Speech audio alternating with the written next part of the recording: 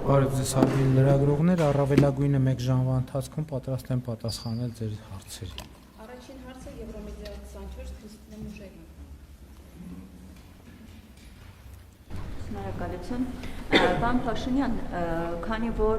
այսպես թե ձեր ելույթները, թե ձեր թիմակիցների ելույթները այսպես սկսվում եւ ավարտվում են հիբրիդային պատերազմի մասին ահազանգերով, անգամ տարբեր եվրոպական հարթակներից, նախ ուզում էի հենց ձեզնից լսել հարցի պատասխան ու տարբեր երկրների կողմ սլաքներ ըխում, ինչ է հիբրիդային պատերազմը, նախ ում է ուղղված, արդյոք հենց ռուսական կամ այլ, այսպես, քանի որ մշտապես խուսափում են կոնկրետ սլաքների ուղղությամբ տանել, հիմա հստակ ձեզնից է պատասխան ուզում լսել եւ այն, որ դուք պարբերաբար խոսում եք պատերազմի կուսակցությունների մասին, գործակալների մասին, անգամ ուղղված հոգեվորականներին, կամ ասում եք, որ եթե մենք չընտրվենք, կան այլ ուժեր, լինելու է պատերազմ, արդյոք հենց սրանք չեն հիբրիդային պատերազմ ու հասարակությանը խուճապի մատնող, անհանգստացնող հայտարարություններ եւ որպես հավելում, քանի որ դուք Գյումրի, եթե չեմ սխալվում, այցի ժամանակ եք ասում, որ 65% այդպես ակնկալիքներ ունեք, այսինքն այսպիսի վստահություն կա։ Այդ դեպքում ինչու է ԵՄ-ից այսպես արագարձագանքման խումբ գալիս Հայաստան, եթե այսքան վստահ է իշխանությունները հաղթանակի մեջ։ Ինչու են դիմում ԵՄ-ի օգնության, այսպես ասած։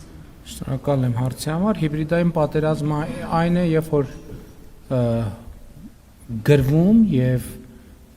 վճարովի գործիքներով, ներառյալ արհեստական բանականությամբ կիրառմամբ գրվում է, որ ես Դուբայում տուն ունեմ, Ֆրանսիայում տուն ունեմ, չգիտեմ, Լոս Անջելեսում տուն ունեմ, որ իմ ընտանիքի անդամները տարբեր երկրներում բնակարաններ ունեն, բիզնեսներ ունեն, Հայաստանում բիզնեսներ ունեն, բնակարաններ ունեն, միլիոններ ունեն շվեյցարական բանկերում, որ մենք օրգաններ ենք վաճառում, որ մենք անչափահասների, չգիտեմ, տարբեր սեռական շահագործման գործիքներ ենք կիրառում, այդ ամենը հիբրիդային պատերազմ է։ Այսինքն դա այլ անուն չունի։ Երկրորդը ես ձեզ լսեցի, չէ՞։ Ինչ վերաբերում է 65%-ին, մենք ասում ենք, որ ակնկալում ենք, որ այս ընտրությունների արդյունքում ունենանք սահմանադրական մեծամասնություն, որովհետև սահմանադրական մեծամասնությունն է, որ կերաշխավորի, որ այն պրոցեսները, մասնավորապես տարածաշրջանային խաղաղության համատեքստում, մենք կդարձնենք լիարժեքորեն անշրջելի։ Ինչ վերաբերում է պատերազմի կուսակցությանը,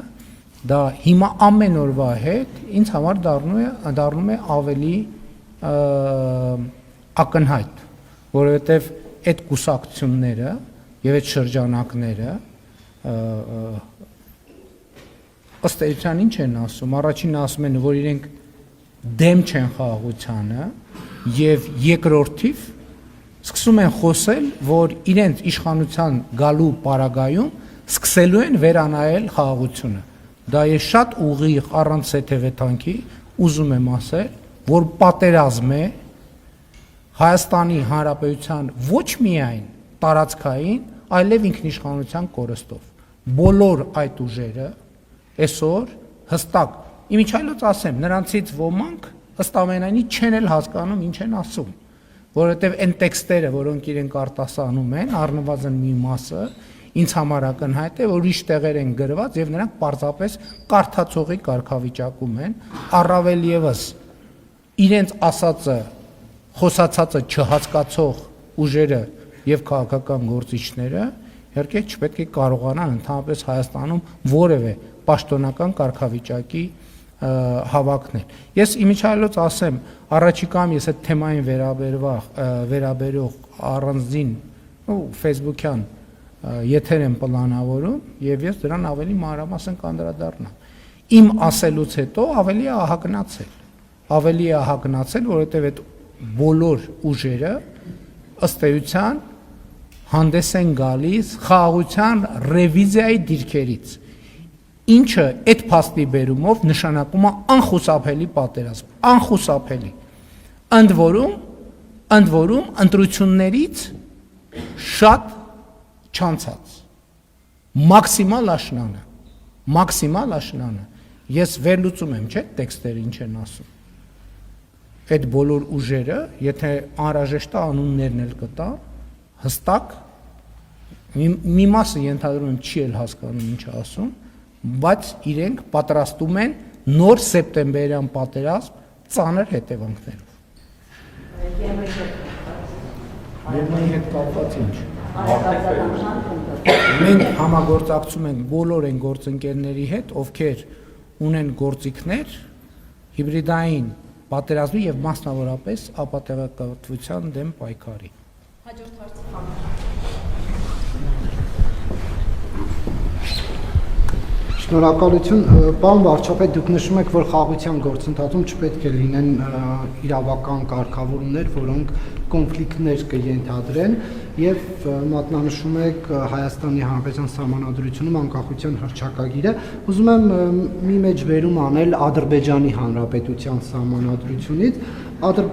Նշված է Ադրբեջանի ժողովուրդը շարունակելով իր դարավոր պետականության ավանդույթները եւ հիմնվելով 1918-1920 թվականների գոյություն ունեցած Ադրբեջանի Դեմոկրատական Հանրապետության փորձի վրա ընդունում է այս սահմանադրությունը։ Դուք հայտնի է, որ այսպես կոչված դեմոկրատական Ադրբեջանը տարածքային պահանջներ ուներ 18-20 թվականներին Հայաստանի Հանրապետությունից, Սյունիքը, Երևանը,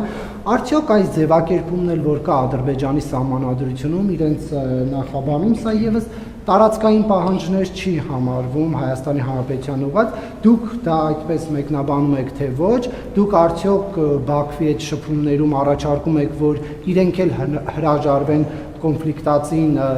իրավական կարգավորումներից, թե ոչ, եթե ոչ, ապա ինչու, եւ մեր անկախության հռչակագրին վերադառնալով նախաստորագրված այդ պայմանագրի այդ նախաստորագրված տարբերակի 12-րդ հոդվածում այսպիսի ձևակերպում կա. կողմերն իրենց երկկողմ հարաբերություններում կառաջնորդվեն միջազգային իրավունքով եւ սույն համաձայնագրով կողմերից ոչ մեկը չի կարող վկայակոչել իր ներպետական օրենսդրության դրույթները որպես սույն համաձայնագրի չկատարման հիմնավորում, եթե այսպիսի պայմանավորվածություն կա ձեռքբերած, հիմա անկախության հռչակագիրն էլ ըստ էության ներպետական այդ ստատուսն ունի, ինչ անհրաժեշտություն կա այդ անկախության հռչակագիրը հանելու։ Դու ձեր ամբողջ հարցը ըստ էության կազմված էր իմ տարբեր շրջանում հրապարակած հոդվածների, հարցազրույցներից, մեջբերումներից, բայց ես էլի ուզում եմ ասել, որ անկախության հռչակագրի խնդիրը եւ մեր սահմանադրության խնդիրը մեր ներքին խնդիրն է, որովհետեւ դա անհրաժեշտ է մեզ եւ ոչ թե ուրիշներին մեզ աշխարհում ճիշտ դիրքավորելու համար։ Ես իմիջայլոց այդ թեմայով էլ առանձին անդրադարձ պատրաստում եմ, բայց ձեր հարցին ի պատասխան կասեմ, էլի ուզում եմ ընդգծել, որ անկախության հռչակագիրը, ընդ որում հրապարակային տեքստ է, ձեզնից յուրաքանչյուրը դա կարող է կարդալ, վերլուծել եւ կարող է անել նույնիսկ հրապարակային։ Դա ոչ թե անկախության հռչակագիր է, դա կոնֆլիկտի հռչակագիր է եւ արդյունքում կախվածության հռչակագիր է։ Ինչու՞։ Որովհետեւ երբ որ դու պատկերացրեք, դուք տեղափոխվել եք նոր բնակարան եւ ապրում եք մի ընդհանուր հարթակում եւ սպառնում եք ձեր եւ դիմացի եւ կողքի եւ հետեւի եւ մյուս կողքի հարևաններին այդպիսով հռչակելով նաեւ անկախություն։ Դա ինչ է նշանակում։ Ոնց է այդ սպառնալիքների պայմաններում ապրելու այդ միջավայրում։ Միայն ու միայն արտաքին օգնության, այսինքն միայն ու միայն արտաքին օգնություն ակնկալելով։ Իսկ արտաքին օգնություն ակնկալելը ձեզ դնելու է շարունակաբար մեծացող, ահագնացող կախվածության մեջ նրանից կամ նրանցից, ումից այդ օգնությունը ակնկալում եք։ Եվ հետևաբար անկախության հռչակագիրը կոնֆլիկտի եւ կախվածության հռչակագիր է, եւ ես առաջիկայում գուցե նաեւ տեքստի վերլուծությամբ ցույց կտամ այդ ամեն ինչը, բայց ելի ուզում եմ ասել, որ սահմանադրությունը եւ այս խոսակցությունը մեզ է պետք։ Դա մեր ներքին օրակարգի հարց է։ Մենք դա արտաքին որևէ ուժի հետ չենք քննարկել, չենք քննարկում եւ չենք քննարկելու։ Մենք դա քննարկում ենք մեր ժողովրդի հետ։ որովհետև ես նաև առիթներ ունեցել եմ ասելու, նույնիսկ երթևեկության կանոնների օրինակը բերելով օրինակ, թե երբ որ մենք ասում ենք ով մարդկային արդարություն, թող որ մենք ես թքեմ քո բաց ճակատին, այդ շատ լավ ասում ենք, բայց երբ որ մենք անընդհատ վրաերթի ենք ենթարկվում, մենք մեզ հարց պիտի տանք, իսկ կարող է դրա պատճառն է, որ մենք գտնվում ենք փողոցի երթևեկելի մասում եւ չգիտենք փողոցի երթևեկության կանոնները չգիտենք եւ չգիտենք հետիոտնային անցումի գործառնական նշանակությունը եւ լուսացույցների գործառնական նշանակությունը։ Այդ համատեքստում է, որ ես ասել եմ եւ ցավոք արձանագրել եմ, որ աշխարհը շարունակում է մեզ համար լինել անծանոթ վայր եւ ես հարկ եմ համարում եւ ընդ որում ես չեմ ասում դա ձեր մասին կամ ուրիշների մասին, ես ասում եմ մեր մասին, բոլորիս մասին, ներառյալ ինձ, որպես մեր հավաքական խնդրեմ եւ ես որպես Հայաստանի Հանրապետության վարչապետ, որպես կառավարության եւ երկրի ղեկավար հարկ եմ համարում այս ամենի մասին կիսվել մեր ժողովրդի հետ եւ ոչ միայն կիսվել, այլև լուծումներ առաջարկել եւ այդ ամենը հենց այդ համատեքստում է։ Ես ձեր առաջին հարցին էլ պատասխանեցի։ Ասացի, որ դուք ինչ որ մեջ բերեցիք, դուք մեջ բերեցիք իմ նախկինում գրած հոդվածներից։ Ես 4-5 լսեք, ասում եմ, ես 4-5 հոդված եմ գրել այդ թեմայով։ Ես 4-5 հոդված եմ գրել այդ թեմայով եւ դուք ընդամենը ինձ եք մեջ բերել, դուք ուրիշ բան չեք արել։ Եվ ես ձեր ասում եմ, դուք մեջ բերեցիք իմ հոդվածներից։ Ես այդ հոդվածներում իմ գնահատականը տվել եմ։ Դուք իմ հոդվածներից եք։ Գիտեք ինձ այն ինչ որ գրել եմ։ Այսինքն ես ձեր քմահաճույքով պետք է ինչ որ բան կրկնեմ, ես կրկնելու անհրաժեշտություն չեմ տեսնում։ Այսինքն դուք երկրի վարչապետի առաջ կանգնած եք, ասում եք դե կրկնի։ Ինչ որ ասել եմ, հարգելի պարոն Կիրակոսյան։ Եվ ձեզնից էլ չեմ ակնկալում, որ ձեր հարցը կրկնեք, որովհետև ես միանգամից հասկանում եմ։ Շնորհակալություն։ Պարոն վարչապետ, պարբերաբար ահազանգ ենք ստանում դատական դեպարտամենտի աշխատակիցներից, որ կառավարությունը խտրական քաղաքականություն է վարում, նրանք մասնավորապես ասում են, որ պետական ապարատում տրվող պարգևավճարները չեն հասնում մոտ 2500 աշխատողների եւ ուզում են հասկանալ ինչ մեխանիզմով է տրվում պարգևավճարը, ընդգծում են, որ օրինակ սոցիալ նախարարության կամ ֆինանսների նախարարության ազգային ժողովի նախագահականի համարժեք հաստիքի աշխատողները եւ բարձր աշխատավարձ են ստանում եւ պարգևավճար, իսկ իրենց չի հասնում, նաեւ մեր տեղեկություններով Բարձրագույն դատական խորհրդի նախագահը ցածր աշխատավարձ ստանալու եւ պարգևավճար չստանալու մասով նամակ էր գրել, դուք տեղյակ եք, որ այդ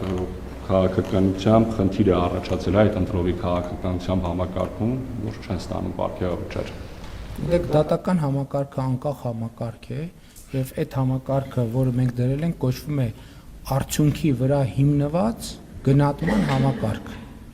Եվ մեծ համար հիմա նաեւ քաղաքական արգելք կա, թե մենք ոնց առնչվենք այդ թեմաների հետ։ Ամեն դեպս դատական իշխանությունը, եթե հարց ունի կառավարության հետ, իրենք կարող են դիմել, մենք կքննարկենք։ Չի բացառվում, որ գրել են, եթե գրել են, ուրեմն կքննարկենք։ Այժմ հարցը Օրագիլ Մյուսին։ Պարոն Փաշինյան, արդարադատության նախարար Սրփ Գրիգորյանը օրերս հայտարարեց, որ սահմանադրության տեքստն արդեն պատրաստ է եւ այն պետք է քննարկվի ներողություն ԿՊ վարչության նիստում, սակայն սահմանադրական բարեփոխումների հանձնաժողովի անդամ Արթուր Սաքունցը մեր լրատվամիջոցի հետ հարցազրույցում նշեց, որ տեքստին ամբողջովին ծանոթ չէ, որտեղ այն ամբողջովին չի քննարկվել հանձնաժողովում։ Հիմա ուզում եմ ճշտել ինչ իմաստուներ այդքան ռեսուրս ժամանակ ծախսել եւ նման հանձնաժողով ստեղծել, եթե հանձնաժողովի անդամները նույնիսկ պետք է ամբողջովին տեքստին ծանոթ չլինեին, կարող եք միանգամից ԿՊ վարչության նիստում դա հաստատել։ Եվ պարոն Փաշինյան, նախորդ 5-շաբթի ճեպազրույցում դուք հաստատեցիք, որ Ցեղասպանության թանգարան ինստիտուտի արդեն նախկին տնօրեն Էդիտա Գզոյանը ձեր ցուցումով է հրաժարական տվել, քանի որ համարձակվել է, այսպես ասած, ԱՄՆ փոխնախագահ Վենսին նվիրել Արցախի պատմության մասին գիրք։ եւ դա համարեցիք սադրիչ քայլ, սակայն 2019 թվականին հոկտեմբերին Արցախը Հայաստանը եւ վերջ այս ձեր հայտարարությունից 2 ամիս անց դուք Ռուսաստանի նախագահին նվիրեցիք ռուսաստանցի նախկին միջնորդ Վլադիմիր Կազիմիրովի հեղինակած Խաղաղություն Ղարաբաղին ներողություն աշխատությունը։ Չեք պատրաստվում մի հրաժարականի դիմումել դուք գրեք, քանի որ շատերը ձեր այս քայլը գնահատում են սադրիչ եւ ասում են, որ դուք եք սադրել 44-օրյա պատերազմը նման քայլով։ Շնորհակալություն։ Գիտեք ինչ 44-օրյա պատերազմը ով է սադրել, ով չի սադրել, կարծում եմ այդ հարցի պատասխանը տվել է Հայաստանի Հանրապետության ժողովուրդը 2021 թվականի արտահերթ խորհրդարանական ընտրություններում։ Ես ձեզ էլի ուզում եմ հիշեցնել, որ անդադ որ ասում եք չեք պատրաստվում հրաժարական տալ, չեք պատրաստվում հրաժարական տալ, ես 2 անգամ հրաժարական եմ տվել։ Մեկը 2018 թվականին, մեկը 2021 թվականին։ Այդ հրաժարականի արդյունքում հրավիրվել են արտահերթ խորհրդարանական ընտրություններ եւ այդ ձեր ասած իրադրությունները դրվել են ժողովրդի դատին եւ ժողովուրդը իր որոշումը կայացրել է։ Ինչ վերաբերվում է ցեղասպանության թանգարան ինստիտուտի տնօրենի հետ կապված իրադրությանը, ամենայն հարգանքով, բայց ես էլի արձանագրում եմ, որ սա պետություն է, չի կարող ամեն առանձին պոակ վարել իր կամ հիմնադրամ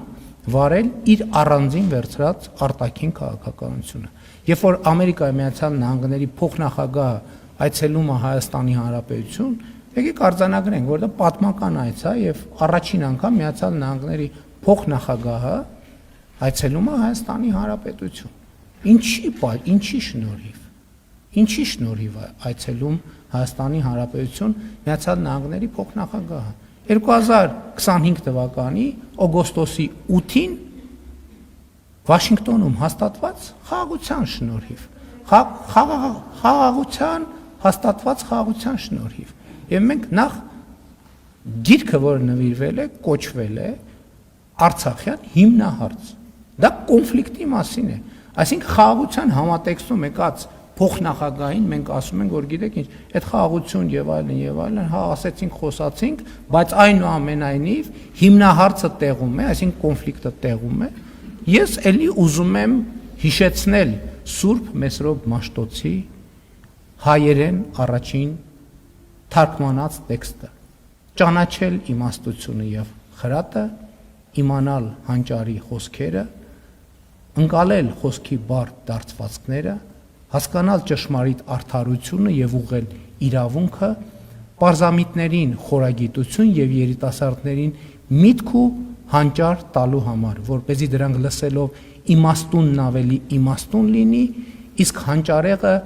առաջնորդություն ստանա թափանցի առակների եւ խորին ասույթների մեջ, իմաստունների ճառերի եւ դրանց այլաբանությունների մեջ։ Ընդհանրապես ես կարծում եմ, որ մենք Մեսրոպ Մաշտոցի ուղերձը, այդ որ մենք ասում ենք մեր արժեքները,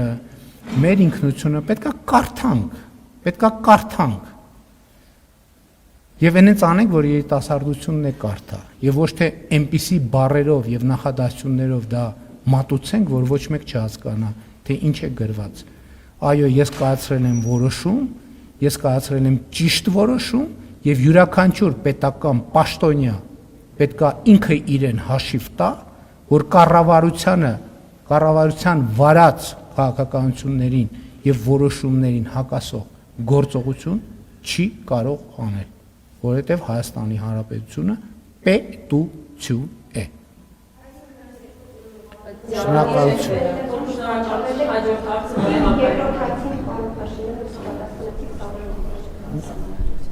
Համադրության հարցը։ Համադրության հետ կապված իրավաբանական ըստ էության աշխատանքը ավարտված է։ Ես գիտեմ, որ համադրական հանձնաժողովի նիստեր են տեղի ունեցել։ Ես գիտեմ, որ համադրական հանձնաժողովի ոչ բոլոր անդամներն են, որ պարտաճանաչ մասնակցել են։ Մենք չենք կարող այդ մասշտաբային process-ը թողել ուղղակի սուբյեկտիվ ընկալումների։ Դա լրջակույն ռազմավարական հարց է եւ իհարկե կառավարող ուժը, որը ունի Հայաստանի Հանրապետության քաղաքացիների մանդատը կառավարելու Հայաստանի Հանրապետությունը, պետք է այդ հարցերով զբաղվի լրջորեն եւ ես էլ անձամբ զբաղվում եմ։ Հաջորդ հարցը Շնորհակալություն։ Առաջին հարցը վերաբերում է խոսքի ազատությանը։ Ամեն անգամ, երբ ես այստեղ ձեզ հարց եմ հնչեցնում, դրանից հետո ինձ տարբեր ընկերներ զանգում են եւ բարեկամաբար հորդորում են զգույշ լինել, որովհետեւ մի օր գլուխդ կուտեն, մի օր կձերբակալեն, չգիտեմ, պայծեստում մի բան կանեն քեզ հետ։ Ինչպես տեսնում եք, ես հիմա այստեղ եմ ողջ առողջ, ոչ ձեր կողքին, բայց ձեր առջև կանգնած։ Այս իմաստով, բայց սա դեռ չի այսքանով չի սահմանափակում ամեն ինչ, իհարկե ֆիզիկական բռնության չեմ ենթարկվել, բայց ենթարկվում եմ հոգեբանական եւ այլ տեսակի արշավանքների, ձեր հետևորդների, աջակիցների, թիմակիցների եւ թույլ տվեք ասել զոմբիների կողմից, այդպես շատ են ձևակերպում։ Նույնը տեղի ունենում նաեւ իդեպ Ռոբերտ Քոչյանի հետ կապված, երբ որ իր մասին մի թթու խոսք եմ ասում կամ հրապարակում, իր այսպես ասած զոմբիներն են հարձակում ին վրա եւ ինչպես ձերոնք են հայոյանքներ, սպառնալիքներ, սուր տեղեկություններ տահածում, այնպես էլ Քոչարյանի հետևորդները, աջակիցներն ու զոմբիները։ Եվ սա այն կոնտեքստում, երբ որ դուք կառավարությունը հռչակել է ծրագիր, որով պետք է ատելության խոսքի դեմ պայքարի, այսպես է պայքարում ատելության խոսքի դեմ, երբ միևնույն ժամանակ օրինակ հրապարակ թերթի խմբագիր ձեր նախկին գործընկերոջ մի 1 տարի առաջվա հրապարակման մեջ քննչական կոմիտեն չգիտես ինչու ինչ որ սահմանադրական կարգի տապալման սպառնալիք էր տեսել, հետո որոշեց, որ պետք է կարճի։ Նույն ձև ձեր թիմակիցները խոսքի ազատության ճնշումների մեջ են ենթարկվում,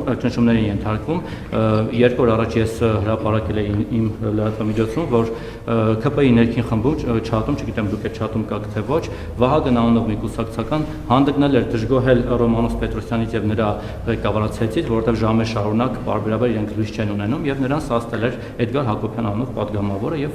ստիպած նա հրաժարվել էր դուրս էր եկել կուսակցություն չաթից, հավանաբար նաեւ կուսակցությունից։ Այդ ամեն ինչը ինձ մոտ կա, կարող եք տեսնել։ Սա մեկ, ինչպես եք վերաբերվում այս ամեն ինչին, ոնց եք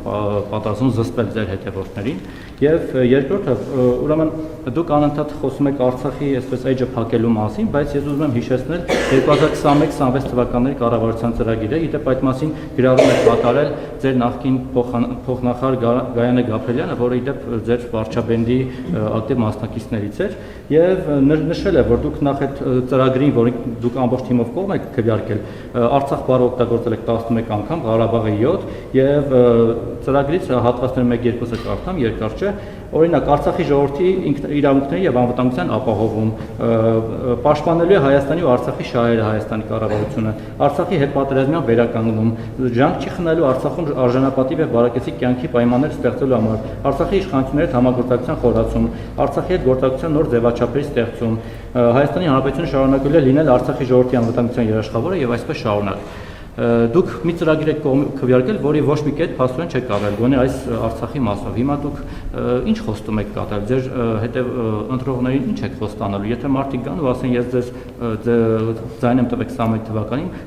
նայելով հենց այս ծրագիրը, նաև ձեր ԿՊ-ի կուսակցական ծրագիրը։ Հիմա դուք այս կետերից ոչ մեկը Արցախի մասով առնվազն չեք կատարել։ Հանուն ինչի պիտի ձեզ ընտրեն։ Կառավարության ծրագրում եւ ընդ որում կառավարության ծրագրի նախաբանում հստակ գրված է, որ Հայաստանի Հանրապետության ժողովրդի առաջ կառավարության ստանձնած մեծագույն պարտավորությունը տարածաշրջանում խաղաղության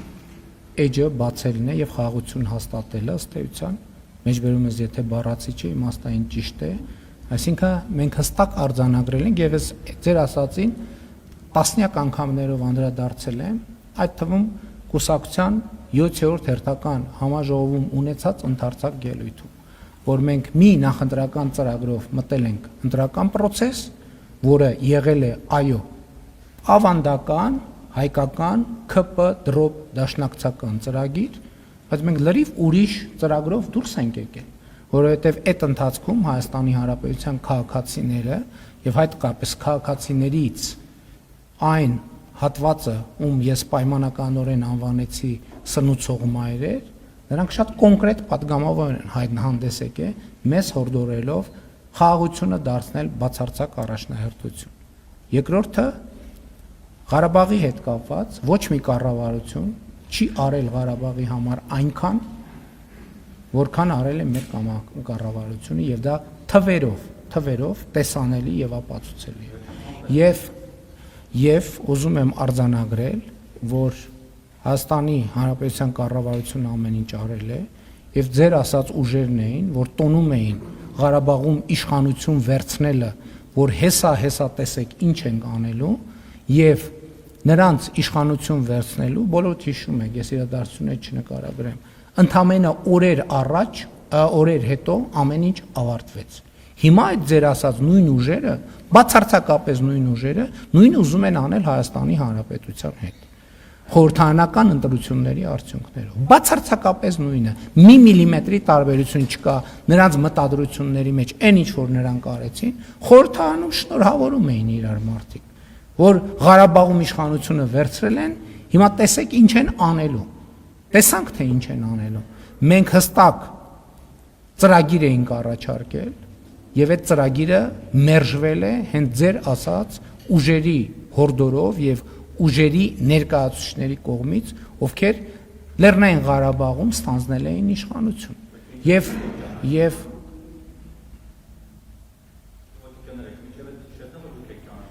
ուրեմն գիտեք ինչ, Լեռնային Ղարաբաղը միշտ եղել է Ադրբեջանի կազմում եւ Հայաստանի Հանրապետությունը միշտ ճանաչել է Ադրբեջանի կազմում, ուղղակի դա թաքցվել է։ 2 օր առաջ քաղաքաշինության կոմիտեի նախագահն եկել եւ հարցազեկություն։ Իմիջայլոց այս բանից հետո հիշեք, որ հրապարակ ենք։ Եվ 2000, չեմ հիշում, որ 5, 6, գուցե 10, 15 կամ որևէ թվականին Հայաստանում տարա բնակեցման ծրագիրը հաստատելու process-ը տեղի ունեցել եւ կցված են փաստաթղթերը, որտեղ Հայաստանի Հանրապետության կառավարության փաստաթղթերը, որտեղ Հայաստանից արևելք հատվածները, Հայաստանի սահմանագծված է, այնպես ինչպես մենք արձանագրել ենք խաղաղության նախասահմանագրված համաձայնագրում, իսկ դրանից արևելք մեծ տառերով գրած է Ադրբեջան։ Դա Հայաստանի Հանրապետության կառավարության պաշտոնական փաստաթուղթն է։ Այս այդքան ակնհայտ բանը։ Մեր խնդիրն ինչ է, որ մենք ըստ էության Հայաստանի Հանրապետության ժողովրդից եւ Ղարաբաղի ժողովրդից էլ թաքցվել է իրողությունը։ Ինչի է թաքցվել իրողությունը։ Ինչի է թաքցվել 1996 թվականի Լիսաբոնի գագաթաժողովի իրողությունը։ Հիմա էլ փաստաթղթերը ամբողջությամբ հրապարակված են։ Էլ չկա այդ վայ հրապարակեք փաստաթղթերը։ Հրապարակված են փաստաթղթերը, բա ուր են այդ փաստաթղթերի, ինչու աղմուկ չկա այդ փաստաթղթերի մասին։ Չկա, որովհետև ամեն ինչ հրապարակված է։ Ամեն ինչ հրապարակված է եւ ամբողջ ճշմարտությունը դրված է ժողովրդի առաջ։ Բայց այդ ճշմարտությունը դեռ ունի զարգանալու տեղ, որ այդ պատմությունը ընդամենը եղել է հետեւյալը. Հայաստանի անկախ պետություն լինելը թույլ չտալը։ Եվ այդ process-ը ղեկավարել են Լևոն Տեր-Պետրոսյանը, հետո Ռոբերտ Քոչարյանը, հետո Սերժ Սարգսյանը, հիմա էլ նրանց հարակից ռուսաստանա-բելարուսական օլիգարխներին են բերել, հասկանալով, որ իրենց քարտը մարված է, հիմա էլ ռուսաստանա-բելարուսական օլիգարխներին են բերել։ Իմիջայլոց, այդ որ ինչի այդ հանրային հաղորդակցություն ինչի տեղի չի ունենում։ Ես հիմա ուղիղ եթերում եւ տասնյակ բաներով, առիթներով, ես նույնիսկ մարդկանց հետ շփվում եմ ուղիղ եթերում։ Ինչի ով է զրկված ուղիղ եթերից։ Այդ որ մեկ էլ հիմա ասում են պրոբացիան պաշտոնապես հրապարակելա, որ կարող է Սամվել Կարապետյանը մտնել ուղիղ եթեր։ Կարող է թողը մտնի ուղիղ եթեր, ասի ինչ է ասում։ Այդ որ հարգելիս թող մտնեն ուղիղ եթեր։ Այդ որ մի հատ էլ բան են անում, ասում են ուժեղի եւ թույլի հարց են բանանում, բարձրացնում։ Այդ մի հատ հասկանանք, այդ իրանք այդ ինչով են ուժեղ, մենք ինչով ենք թույլ։ Եթե կարան իրանք 30 անգամ ասենք ձգվեն այդ օլիգարխները, թող ուղիղ եթերում 30 անգամ ձգվեն, ես չեմ կարա 30 անգամ ձգվեմ, անկեղծ ձեզ ասեմ, բայց ես կարամ 100 կիլոմետր հեծանիվ քշեմ, թողան, իրանք թող ձգվեն, ես հեծանիվ քշեմ, ես հեծանիվ քշելուց եմ ուղիղ, Կարան ձգվեն, թող ձգվեն։ Ուրիշ ինչից են ուժեղ։ Ուրիշ ինչից են, ինտելեկտից են ուժեղ։ Թող մտնեն ուղիղ եթեր իրենց ինտելեկտը ցույց տան։ Թող մտնեն ուղիղ եթեր իրենց ինտելեկտը ցույց տան։ Թող իրենց ինտելեկտուալ կարողությունները ցույց տան, թող իրենց բառապաշարը ցույց տան։ Ես համոզված եմ, որ երկու օլիգարխներն են թույլիկ են եւ վերլուծական մտքով եւ բառապաշարով։ Եվ ես կարծում եմ, որ եթե դա որևէ մեկը ապացուցված չի համարում, դա շատ հեշտ է ապացուցել։ Իրանք ուժեղ են իրենց աշխատած փողերով, իրենց փողերը աշխատել են իրենց կոռուպցիոն պապաների միջոցով։ Իրանք թույլ են, որպես բիզնեսմեն, իրանք թույլիկ են ուղղակի։ Եվ իրանք հիմա հասկացել են ինչ։ Հասկացել են, որ տնտեսական դաշտը հավասարվում է, եւ իրանք հայտնվելու են եւ հայտնվում են շարունակաբար այն կարգավիճակում, ինչ կարգավիճակում արժանի են։ Այդ մարդիկ իրանք փողերի մի հսկական մասը իրանք չի, օտար երկրյա կոռուպցիոն համակարգերինն է եւ իրանք ընդամենը կառավարիչներ են բավականին թույլ։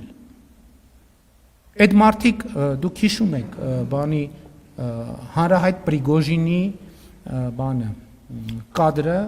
Ռուսաստանի նախագահի առաջ Ռուսաստանի նախագահին ուտելիք մատուցել։ Այդ մարդիկ նույնիսկ առաջի դեմքերին չեն ուտելիք մատուցող։ Այդ մարդիկ երրորդ, չորրորդական կարգի դեմքերին ուտելիք մատուցողներ են եւ եկել են Հայաստանում ուզում են ներկայանան որպես ուժեղ, ինչից են ուժեղ։ Ինչից։ Կարդացած են, ինտելեկտուալ են։ Թող ձգվեն 30 անգամ, ես կխոստովանեմ, որ իրանք ուժեղ են։ Ես չեմ կարող 30 անգամ ձգվել։ Կամ թող 100 կիլոմետր հեծանիվ քշեն։ Կխոստովանեմ, որ ուժեղ են։ Ինչ վերաբերում է ձեր առաջին հարցին, նախ եկեք արձանագրենք հետևյալը։ Եթե եկեք մենք կողմնորոշվենք, մենք ատելության խոսքը ուզում ենք համացանցում քրիորեն պատժելի դարձնենք, թե կամ որևէ ձևով պատժելի դարձնենք, թե չէ, որովհետև ընտրանքային, երբ որ համապատասխան մարմինները գործում են, հակառակ աղմուկն է տեղի ունենալու։ Այդ բուլինգը, որ կա համացանցում, այդ ինչ եք դուք ձեզ տենց առանձնահատուկ դափնիներ վերագրում։ Բոլորին չէ, բոլորիս։ Այդ ինչի, այդ ներողություն, այդ ինչի ոչ մի անգամ չեք նկատել իմ ընտանիքի անդամների, իմ մանկահասակ երեխաների, մեր թիմի անդամների նկատմամբ տեղի ունեցող բուլինգը։ Ինչի չեք նկատել, որովհետև ազնիվ չեք, որովհետև ոչ միայն ազնիվ չեք, այլև շատ կողմնակալ եւ կողմնապահ եք։ Ինչ վերաբերում է ձեր ասած ձեր սպառնալիքներին, որ դուք հերոսաբար կենթանի եք մնացել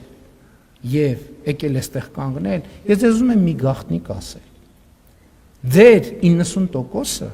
2026 թվականի խորհրդարանական ընտրություններում քվեարկելու է մեր օգտին։ Գիտեք ինչի, որովհետև դուք ինձնից լավ գիտեք, որ հակառակ որևէ պարագայում այդ այսօրվա ընտրանքի իշխանություններից որևէ մեկի պայմաններում ձեզ այս նույն գործունեության համար սպառնում է հաշմանդամություն առնվազն։ Դուք դա ինձնից լավ գիտեք եւ ես ձեզ բոլորիդ վերաբերվում եմ որպես մեր ընտրողի։ Դուք չեք կարող ուղղակի 2026 թվականի խորհրդարանական ընտրություններում մեր օգտին չքվեարկել, որովհետեւ հակառակ դեպքում դուք մինիմում մնալու եք անգործ, մաքսիմում ձեզ սպառնում է հաշմանդամության գուցե թեթև, բայց կար եթե շարունակեք օգտվել այնպես ձեր խոսքի ազատության իրավունքից, ինչպես հիմա եք օգտվում։ Ինչ վերաբերում է կոնկրետ դեպքերին, ելի ուզում եմ արձանագրել, որ գիտեք ինչ, ասենք մարդկանց ես աղմուկա, աղաղակա, ինչ որ հետապնդում են, կալանավորում են, հետաքրքրվում եմ ինչ է տեղի ունեցել։ Պարզվում է տեղի ունեցել այդ հայտարարությունն եմ անում։ Պարզվում է տեղի ունեցել հետևյալը, մարդուն հրավիրել են ասելու, որ վարույթը կարճվում է։ Հասկանում եք, օրենք կա, պետք է մարդուն տեղեկացնեն, որ վարույթը կարճվում է, ընթացակարգ կա։ Երկրորդը ասում են, որ բանա խախայցով դիմելա դատարան։ Այսինքն դուք մտածում եք, որ կարա որևէ լրատվամիջոց գրի, որ Հայաստանի Հանրապետության վարչապետը աշխատակցի հետ ակնարկ կանի, որ Հայաստանի Հանրապետության վարչապետը աշխատակցի հետ իր սենյակում ինտիմ հարաբերություններով զբաղված ու դա պետք է մնա անարձակակ, ձեռեք առնում։ Ու դուք խոսում եք արժեքների մասին։ Այդ մարդիկ են, որ չգիտես ում սենյակում, ում հետ ինչով են զբաղված, ուզում են ինձ անձի հարց չի ստեղ։ Ստեղ կարգավիճակի, այսինքն դուք ուզում եք ասեք, որ ես Հայաստանի Հանրապետության վարչապետի կարգավիճակը եւ Հայաստանի Հանրապետությունը չեմ հարգում, մտքներով է չանցնի։ Օրինական բոլոր ձևերով կստիպեմ, որ դրա հետևանքները կրի ով ուզում է լինի, որովհետեւ ինչպես հայտնի հերոսն է ասում, за державу обидно։ Ես անձնական խնդիր չեմ լուծում։ Պարոն Մակարյան, ունեք եժան մյուսը։ Բայց բացի մեծ սուր քննադատել եմ, ունի աշխատանք չեմ տալիս։ Հաջորդ հարցը Արմիվը։ Դուք ընտրելու։ Իսկ նախորդ ասուլիսի ձեզ թողեցի, պարոն Մակարյան, չթողեցի, չէ՞, շնորհակալություն Արմիվը։ Դե ամսի 26 թվականի հունիսի 7-ին շատ կգնաք, կտեսնեք, որ մենք ընտրվել ենք, հանգիստ հետ կվերադառնանք։ Ես երաշխավորել եմ եւ երաշխավորում եմ, որ Հայաստանի Հանրապետությունում լրատվամիջոցները գործում են ազատ։ Եթե ձեզնից որևէ մեկը պետք է ասի, որ Հայաստանի պատմության մեջ եղել է ժամանակաշրջան, որ լրատվամիջոցները գործել են ավելի ազատ, հալալա ձեզ։ Պարոն Փաշինյան, մարտի 17-ին համայն վրաց պատրիարք կաթողիկոս Իլյա II-ը մահացավ եւ հաշվի առնելով Վրաստանի հետ հարաբերությունների կարևորությունը, ինչպես նաեւ ձեր անձնական հարաբերությունների որակը վրացի գործընկերոջ հետ, չեք կարծում, որ համայն հայոց կաթողիկոս Գարեգին II-ը պետք է ներկա գտնվի մարտի 22-ին Թբիլիսիում կայանալիք հուղարկավորությանը։ Շնորհակալություն։ Ես կարող եմ ասել, որ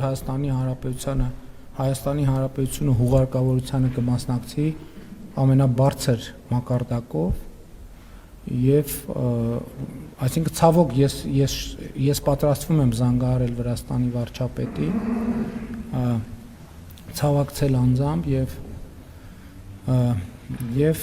մենք ձևաչափը քննարկում ենք, թե ինչ մասնակցություն ունենանք, այլ ձևաչափերի մասին չեմ կարող ասել։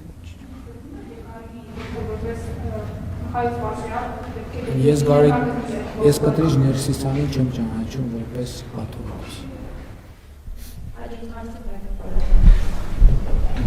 Շնորհակալություն։ Պարոն Փաշինյան, խոսեցիք համանդրական փոփոխություններից, այստեղ կար տեսակետ, որը հնչեցրել էր Դանիել Հովհաննիսյանը, որ առաջարկվելու է հայ առաքելական եկեղեցու բացառիկ դերի հիշատակումը համանդրությունից դուրս գալ։ Դուք ինչպիսի անձնական դիրքորոշում ունեք այս հարցի վերաբերյալ, այդ առաջարկությունը հնարավոր է քննարկվի, չքննարկվի, ինչպիսին է ձեր անձնական դիրքորոշումը եւ նաեւ երկրորդ հարցը, ասել եք, որ 90-ականներին մեր հայրենակիցները փախել են Հայաստանից, բայց որ գան Հայաստան, այս ընտրություններին ընտրելու են քաղաքացիական պայմանագրին։ Բայց վերջին օրերին մենք տեսնում ենք, որ իրավապահ համակարգը հայտարարում է, որ մարդկանց ստիպում են գան Հայաստան, մասնակցեն ընտրություններին, ինչ եք այդքան մտահոգված հնարավոր վերադարձով մեր հայրենակիցների, եթե կարծում եք, որ իրենք գալու են եւ ընտրելու են քաղաքացիական պայմանագրին, ինչ եք անելու այդ հայրենակիցների հետ, ինչպես է գործելու իրավապահ համակարգը, թույլ չի տալու, որ վերադառնան, կալանավորելու են, ինչպես է առհասարակ խոչընդոտվելու նրանց հնարավոր մուտքը մեր երկիր։ Շնորհակալ եմ։ Ես ասել եմ փախել եմ։ Ես տենց բան եմ ասել եմ փախել եմ։ Ես տենց բան եմ ասել, ամեն դեպս այս պահին չեմ հիշում, ծանոթ չի հնչում ինձ այդ նախադասությունը։ Ինչ տեսեք, իրավապահ համակարգը ցանկացած ահազանգ, երբ որ ասում է, որ մարդուն փող են տալիս, երբ որ ինքը գանտրություն կամ անվճար ծառայություն են մատուցում, տոմս են առնում, իրավապահ համակարգը պարտավոր է արձագանքել։ Պարտավորը չի կարող չարձագանքել։ Ինչ վերաբերում է իմ ասածին, ես մնում եմ իմ ասածին։ Որովհետև ես գիտեք Երևանի եւ Հանրապետության փողոցներում քայլում եմ, այդ թվում ուղիղ եթերում, եւ ես դեռ Ռուսաստանա բնակ ոչ մի հայրենակցի չեմ հանդիպել, ես չեմ հանդիպել, որը համակրանք չի արտահայտել բանի մեր կառավարության եւ քաղաքականության նկատմամբ։ Լսեք, նրանք գալու են ում Դոմպիպոյի օգտին են քվեարկելու, թե կակայինի Միհրանի օգտին են քվեարկելու։ Այսինքն ես ոնց կարամ այլ կերպ մտածել մեր ժողովրդի մասին։ Ոնց կարամ այլ կերպ մտածել։ Այսինքն գալու են Դոմպիպոյի, կոկայինի Միհրանի, Նեմեց Ռուբոյի օգտին քվեարկել։ Այսինքն ես կարամ մեր ժողովրդի մասին տենց բան մտածել։ Ես կարամ մեր ժողովրդի մասին տենց բան մտածել։ Չեմ կարող ես մեր ժողովրդի մասին տենց բան մտածել։ Եվ ես համոզված եմ, որ ես ճանաչում եմ մեր ժողովրդին։ Որ պահին պարզվի ես չեմ ճանաչում մեր ժողովրդին, ես այդ պահից կդադարեմ լինել Հայաստանի Հանրապետության վարչապետ։ Այս կամ որևէ այլ պատճառով։ Հայաստանից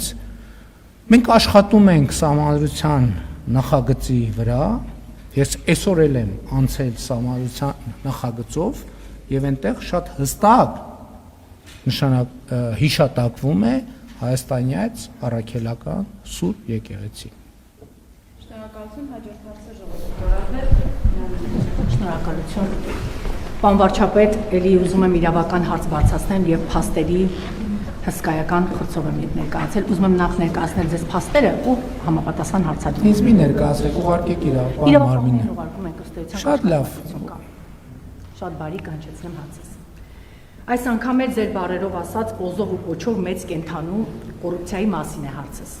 Պարոն Փաշինյան, դուք մերժեցիք խնամի բարեկամ սկզբունքով պաշտոնների նշանակվելը եւ պետության հաշվին հարստանալը։ Հիմա ձեր թիմակիցները անում են ճիշտ հակառակը։ Խոսքը ԿՊ խմբակցության ղեկավարի մասին է։ Նրա կինը Հայփոստի շարքային աշխատակցից դարձավ տնօրեն եւ ձեզանից կրկնակի բարձր աշխատավարձ է ստանում՝ մոտ 3 միլիոն։ Բացի այդ, Հայկ Կոնջորյանը խարդախության գործով անցած իր եղբոր հետ այնպես է դասավորել գործերը, որ առինջում կառուցապատողի հայտարարած գնից էժան 1 քառակուսի մետրը ընդամենը 300,000 դրամով, վաճառքի գինը 420,000 դրամ է, առանձնատուն է գնել։ Նույն կառուցապատողից բնակարան է գնել նաև Հայկ Կոնջորյանի մայրը եւ քույրը։ Այդ ընկերության տնօրենը եղել է Կոնջորյանի եղբայրը։ Հետքրատվականը բացահայտեց, որ նրանք էժան են ձեռակերպել տունը, որպեսզի եկամտարկից օգտվեն։ Այստեղ այն մեծ կենթանին չկա։ Երկրորդ դրվագը։ Ժողովուրդ օրաթերթը փետրվարի 19-ին բացահայտեց, որ Հայկ Կոնջորյանի եղբայրը վարորդական իրավունքի զրկված լինելով մեքենա է վարել, նրան տուգանել է։ Բայց որպեսզի նախկինում դատապարտված լինելը խիստ բաժի չծամանի, գործում հայտնվել է ենթադրյալ կեղծ տեղեկանքը, որ Կոնջորյանը խիստ պատիժ չկրի։ Հայաստանի Հանրապետության ոստիկանությունը պնդում է, թե նման տեղեկանք քննչական կոմիտեն չի տվել, քննչական կոմիտեն հայտարարում է, որ ստացել է ՆԳՆ համակարգից։ Եվ հիմա հարց է առաջանում. Արդյոք իշխանական խմբակցության ղեկավարն իր եղբորը խիստ պատասխանատվությունից ազատելու համար օգտագործել է իր դիրքը կամ չի օգտագործել։ Էլի նույն ձևաչափով, պարոն վարչապետ, բարձրաձայնում եմ հարցը, որ իրավապահները գործընթաց սկսեն առանց քաղաքական կաշկանդվածությամբ, քանի որ գիտենք խոսքը վերաբերում է ԿՊ խմբակցության ղեկավար Հայկ Կոնջորյանին։ Կհրահանգեք ձեր ձևով, պարոն վարչապետ, չկաշկանդվեն եւ զբաղվեն Կոնջորյանի ընտանիքով։ Շնորհակալություն։ Հայաստանի Հանրապետության իրավապահ մարմինները ունեն օրենքով սահմանված պարտավորություններ եւ պարտավոր են կատարել իրենց պարտավորությունները, բայց ես ելի եմ ասում, մենք չունենք պարտավորություն ձեր ասածները ընդունել հալած յուղի տեղ, որովհետեւ հիմա այդ բնակարանների թեման ես մի անգամ ասացի, հետո ինչ որ մի ժամանակ լռություն էր, հարգել լրագրողներ, որ հիմա իմանանք ձեզնից, փորձենք ողջել ձեզնից ով է բնակարան գնել եւ ինչ գնով, կարող է պարզվի եկեք այդ նույն սկզբունքը կիրառենք։ Հայաստանում հարյուրավոր ընդդիմադիր գործիչներ եւ լրագրողներ բնակարաններ են ձեռք բերել։ Եվ մի րոպե, մի ընդհատեք։ Շատ լավ, եթե ուզում եք, ինքնահայտարարագրեք, ինչի՞ չեք հայտարարում, ով ինչ գնով է բնակարան ձեռք բերել, որ մենք էլ մի հատ հələ կարողանանք համեմատալ ձեր ասած գինը եւ իրականությունը համապատասխանում է իրան։ Այդ նույն միկրոֆոնի տակ կարելի է կանգնել եւ ձեր թերթի խմբագրի մասին տասնյակ էջերով նմանատիպ ճառեր կարդալ։ Բա որ մի հատ իրավապահ մարմինը փորձի դրանցից մեկով զբաղվել, ինչ եք ասելու, ասելու եք վայ, քաղաքական հետապնդում եւ այլն եւ այդպես շարունակ։ Այսինքն դուք այս ամբիոնը օգտագործում եք Հայաստանում հաստատված խոսքի ազատությունը օգտագործում եք մարդկանց հասցեին ուղակի մերկապարանոց մեղադրանքներ շպրտելու այդ պրինտ արած թղթե այդ փաստերը դուք եք գրել դուք մի րոպե լսեք ինչ տարբերություն ձեր հետքի եւ ազատություն ռադիոկայանի միջեւ ես ոչ մի տարբերություն չեմ տեսնում եւ ասենք ենթադրենք բանի մյուս ռադիոկայանը ոնց էր ռուսական Սպուտնիկի ու ազատության ռադիոկայանի միջև ոչ մի տարբերություն ես չեմ տեսնում եւ ձեր եւ հետքի միջև էլ ոչ մի տարբերություն չեմ տեսնում Էլ չեմ ասում որ էլի ասում եք հայփոստի աշխատող հայփոստի աշխատող մարդը աշխատել է հայփոստում կարիերային առաջընթաց ա ունեցել այսինքն ինքը աշխատում էր մի հատ ուրիշ տեղ բերեցին այդտեղ իսկ ինչի ինքը չի կարող աշխատել Ինքը եկել աշխատավարձը բարձրացրել է, թե վերջին 10 տարում այդ նույն աշխատավարձն է։ Այսինքն այս հարցեր են, որոնց պետք է անդրադարձ ունենանք, թե չպետք է անդրադարձ ունենանք։ Բա այդքան ուրիշների աշխատավարձերով հետաքրքրվում եք, ձեր աշխատավարձերով ինչի՞ չեք հետաքրքրվում։ Ձեր աշխատավարձը ինչքանն է հայտարարագրվում եւ ինչքանը չի հայտարարագրվում։ Այսօր գալիս եք միկրոֆոնների տակ կանգնում, ինչ Դուք հանրային բան եք անում, մարդկանց տեղեկատվություն կամ ապա տեղեկատվություն եք տալիս։ Գալիս միկրոֆոնների տակ կանգնում եք, հրեշտակի թևերը բացում ու սկսում գետնից բարձրանալ։ Այսինքն դա ինչ եք ուզում ապացուցեք։ Ուղարկեք այդ փաթեթը մնացած տոննաներով մակուլատուրան ուղարկեք իրավապահ մարմիններին։ Վարչապետը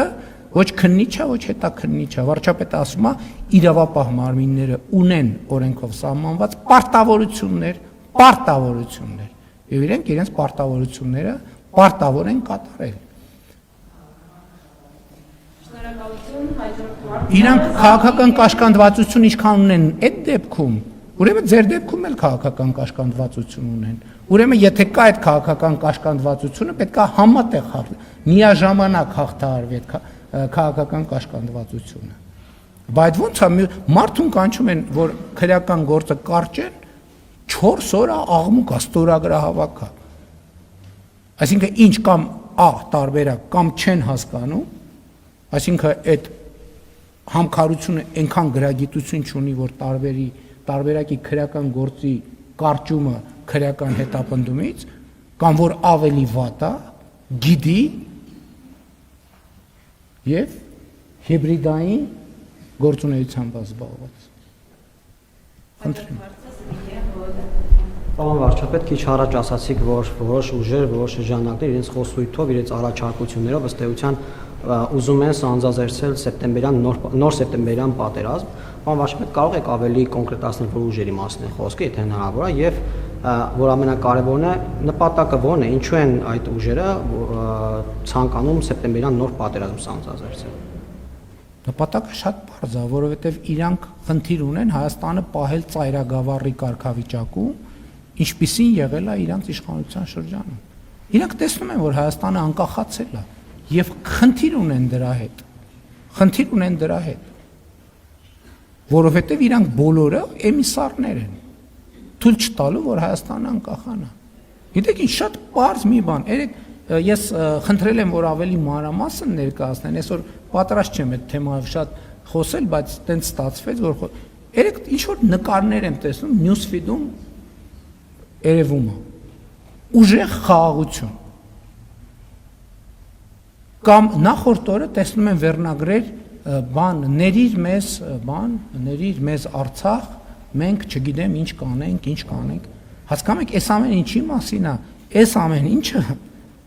խաղաղությունը ռևիզիայի ենթարկելու մասին է խաղաղությունը ռևիզիայի ենթարկելու փորձը պատերազմը անմիջապես կամ ասում են Արարատը մերն է, դա դիվանքը մերն է, դա պատերազմ է։ Իրենք պատերազմից շահելու են հետևյալը, որ լինելու են ֆորպոստի եւ ոչ թե պետության կառավարիչ, որովհետեւ ժամանակը ցույց է տվել, որ դա իրանց ֆինանսապես ձեռնտու է։ Իրանց ֆինանսապես ձեռնտու է։ Եվ իմիջայլոց պահպանելու են որոշ երկրներում իրենց ունեցած միլիարդները, որովհետև նրանց ուղարկել են ստեղ, ասել են խնդիրը չլուծեք, այդ ձեզ ֆորմալ ինչ որ ձեր անունով է գրած, այլևս չի լինի։ Այդ մարդկանցից այդ հիմնական ուժերը երեքն էլ, ով որ այդ դիրքից հանդես է գալիս, միլիարդների բան ունեն, ունեցվածք ունեն Ռուսաստանում եւ Բելարուսում։ Միլիարդների ունեցվածք ունեն։ Հիմա իրանց ասել է, ուզում եք այդ ունեցվածքը պահեք։ Աշխատեք, քրտնեք, վազեք, ձգվեք։ Упор լյոժա 30 անգամ չեն կարողանալու։ Ես այնտեղ մարդ չեմ տենում, որ կարա 30 անգամ ձգվի։ Ոչ էլ 100 կիլոմետր հեծանիվ քշի։ Հաջորդ հարցը Շողոքյան Սուտիկ Արմենյան։ Շնորհակալություն։ Պարոն վարչապետ, դիմել է արդյոք Իրանը հումանիտար օգնության համար Հայաստանին, եթե ոչ, ապա պատրաստվում եք արդյոք ձեր նախաձեռնությամբ օգնություն ուղարկել հումանիտար Իրան։ Մյուս հարցը Ադրբեջանի նախագահը պարբերաբար խոսում է Արևմտյան Ադրբեջանի մասին, Հայաստանի տարբեր տարածքների նկատմամբ նկարտումների մասին, ընդհանուր Երևանի տարբեր թաղամասերի եւ այլն, եւ դուք եւ ձեր թիմակիցները դա համարում եք Ադրբեջանի ներքին խոսույթ, նախագահի ներքին խոսույթ, ներքին լսարանին ուղղված եւ այլն։ Որքանով է դա ձեզ համար ընդունելի որպես այդպիսին, հաշվի առնելով խաղաղության օրակարգը եւ որն է ձեր ներքին խոսույթը ուղղված լսարանին որպես հակակշիռ հայկական լսարանին։ Ես դա չեմ համարում ներքին խոսույթ, ես դա համարում եմ շատ վտանգավոր process։ Եվ համարում եմ, որ այդ վտանգավոր process-ը մենք պետքա կառավարենք։ Եվ պետքա այդ process-ը իր բոլոր պարամետրերով հասկանանք։ Բայց ինչի մասին եմ խոսում։ Ինչ եմ ասում ես։ Արդեն 2 տարի է Հայաստանում ինչ եմ ասում։ Կառավարելու ենք առաջին հերթին process-ի պատճառահետևանքային կապերը հասկանալով եւ պետականակենտրոն տրամաբանություն որդեգրելով, լեգիտիմ քաղաքականություններ որդեգրելով, որոնք մաքսիմալ անխոցելի են։ Եթե մենք այսօր ասում ենք, ենթադրենք, Արարատը մերն է, Բաքուն մերն է, բանը, Դադիվանքը մերն է, ասում ենք, որ Արցախը մերն է, ինչն է, ինչը իրենց պետք է սահմանափակի, հայելային ձևով նույնը ասել։ Բայց կա նաև հակառակը, եթե իրանք ասում են Արևմտյան Ադրբեջան եւ այլն, ինչը այստեղ Հայաստանում շատ ուժերի պետք է սահմանափակի, ասել հակառակը։ Եվ երբ որ ես ասում եմ, որ մենք եւ Ադրբեջանը եւ Հայաստանը պետք է ռազմավարական գործարքի տրամաբանության մեջ գնանք, սա նշանակում է մենք զուգահեռաբար այս խնդիրը պետք է լուծենք։ Զուգահեռաբար այս խնդիրը պետք է լուծենք, որ եւ դրա առաջին ամենակարևոր քայլը արված է խաղաղության համաձայնագիրը նախաստորագրված է, որտեղ կողմերը միմյանց տարածքային ամբողջականությունը, ինքնիշխանությունը, սահմանների անխախտելիությունը ճանաչել են Ալմատայի հռչակագրի հիման վրա։ Եվ մենք այս հենքի վրա պետքա կառուցենք խաղաղություն, բայց այդ եմ ասում։ Իրականում ես ինչ խոսում եմ, հենց դրա մասին եմ խոսում։ Ինչ վերաբերվում է Իրանի Իսլամական Հանրապետությունը, Իրանի Իսլամական Հանրապետությունը մեզ հումանիտար օգնության հարցով դիմելու անհրաժեշտություն չունի, որովհետև մենք ինքներս եթե տեսնենք, որ կա որևէ կարիք հումանիտար բնույթի, կրկնում եմ, հումանիտար բնույթի, որը մենք կարող ենք աջակցել, մենք կանենք այդ քայլը։ Շնորհակալություն, հաջորդ հարցը հրապարակարար Աննա Պարոն Փաշինյան, դուք ոչ միայն այսօր, այլ միշտ բարձրաձայնել եք, որ մամուլը ազատ է, քիչ առաջ նաև դրա մասին խոսեցիք, ազատ է այսօր այնպես ինչպես երբևէ չի եղել, բայց պարոն Փաշինյան հենց քաղաքացիական հայցերով, քրեական վարույթներով է իշխանությունը փորձում ճնշել մամուլին, եւ եթե իմ խմագրի հետ կապված դուք խոսեցիք, եւ եթե փորձագետները, որոնք մի տարի շարունակ այսպես փորձաքննել են այդ խմբագրականը եւ որևէ կարճելու տեղ չեն գտել եւ որոշել են դա քրեական վարույթը կարճել, ուրեմն դրա հիմքերը իսկապես չկան եւ եթե մենք վստահենք, որ եթե լիներ հիմքեր, կկարճեին փորձագետները անպայման դրանից եւ նախկինում դուք խմբագիր լրագրող եք աշխատել եւ ձեր որակումներում բավականին կոշտ եք եղել, անվանդումներ եք տվել մարդկանց եւ դրա համար ձեզ կարծես թե հոդվածների համար չեն դատապարտել եւ արդյոք եթե հիմա աշխատեիք այս պայմաններում վստահաբար ձեզ կդատապարտեն հաջորդ հարցը պարոն Փաշինյան վերաբերվում է այն համաժողովին, որին դուք օրեր առաջ մասնակցել եք արցախցիների վերաբերյալ, այնտեղ դուք ասել եք, որ արցախցիները պետք է Հայաստանում տնավորվեն, որ ձեր ձեռնարկելիք անելիքների մասին եք խոսել, բայց այն գումարը, որը իշխանությունը տալիս է արցախցիներին, բավական չէ, դա մարզերում թեկուզ տուն գնելու, տնավորվելու համար, արցախցիներին կարող եք ասել, երբ նրանք տուն կունենան, եւ միշտ դուք եւ պաշտոնյաները միլիոններ պարգևաճառներ եք ստանում, նրանք չեն կարողանում անգամ տան վարձի հարցը լուծել։ Նաեւ խոսել էիք արցախցիների նկատմամբ հոգատարությունների մասին, օրեր առաջ իրավապահները 5 երեխաների ներկայությամբ արցախցի զոհված արցախցի կնոջ են ձերբակալել։ Սա արդյոք հոգատարություն է Արցախցու նկատմամբ։ Գիտեք, որևէ ես գիտեք տեղյակ չեմ ով ումա ձերբակալել, ես ընդհանրապես եթե կարծիք կա, որ ես բոլոր ձերբակալություններին տեղյակ եմ կամ այսինքն հիմա նույնիսկ մամուլում չեմ տեսել դա, բայց ես ուզում եմ ասել, ես բացառում եմ, որ առանց հիմքի որ մեկին ձերբակալեն, հասկանում եք, այդ ինչ մտածողություն է ընդհանրապես, այսինքն Ղարաբաղում ծնվել է անձեռնմխելիություն, Իջևանում ծնվել է անձեռնմխելիություն, երեխա Ես չգիտեմ, ես տեղյակ չեմ, բացարձակապես չգիտեմ ինչի մասին եք խոսում, ընդհանրապես տեղյակ չեմ։ Երկրորդը, ես վատ լուր ունեմ ձեր մասին։ Ես իմ լրագրողական գործունեության համար դատապարտվել եմ։ Դատավճիռը օրինական մտել է ուժի մեջ, առաջին ատյան, վերաքննի, չեմ հիշում վճռապեկով անցել է, թե չի անցել։ Եվ էլի լրագրողներ դատապարտվել են։ Ինչ վերաբերվում է, այսինքն ես չգիտեմ, որևէ ինչ վերաբերվում է քաղաքացիներին, հիմա եկեք պարզ նայենք, դուք գրում եք, որ ես իմ կաբինետում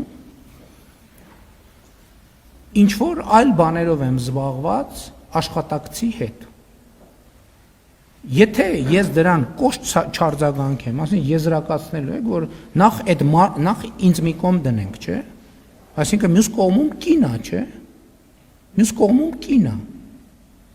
նախ իրա պատվի եւ արժանապատվության հարցը կա։ Եթե դրան արձագանք չլինի, ասենք դուք չեք ասելու, կաթողիկոսի մասին ես չեմ ասում, ես ապացուցում եմ։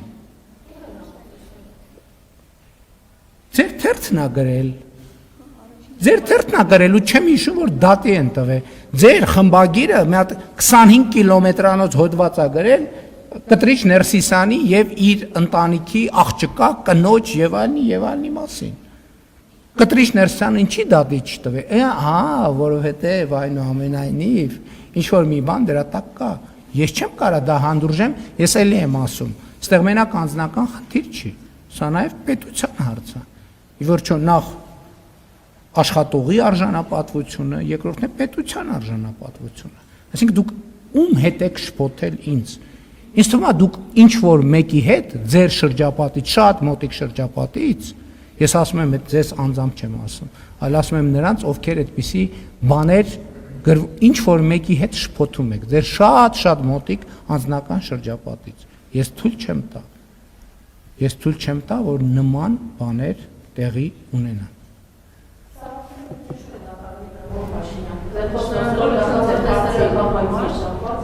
Բայց ես այսօր լուր ծանուցում ստացա, որ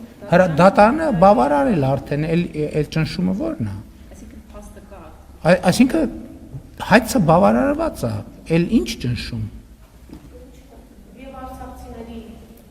Եվ համաժողովը հարգելիս տեղի ա ունեցել ուղիղ եթերում։ Սկզբ մենակ 3 րոպե, 4 րոպե, 5 րոպե է ընդհատվել, միջև իմ ելույթից անցում է կատարվել, բոլոր հարցերի պատասխանները այնտեղ տեղում տրվել են։ Պարոն վարչապետ, շուրջ 9 հարցը ժամանակը մեր ժամը սպառվել է։ Ինչի մասին վկայում է իմ հեռախոսը։ Չկարող։ Ով հարց հասցրեց այս անգամ, հաջորդ անգամ իրանցից կսկսեք։ Հա, եւ գործընկերներն էլ շատ պարզ։ Ուրեմն հարց եք տալիս, մի հարց տվեք, որպեսզի կարողանաք պատասխանել։ Շնորհակալություն։ Հարգելի գործընկերներ,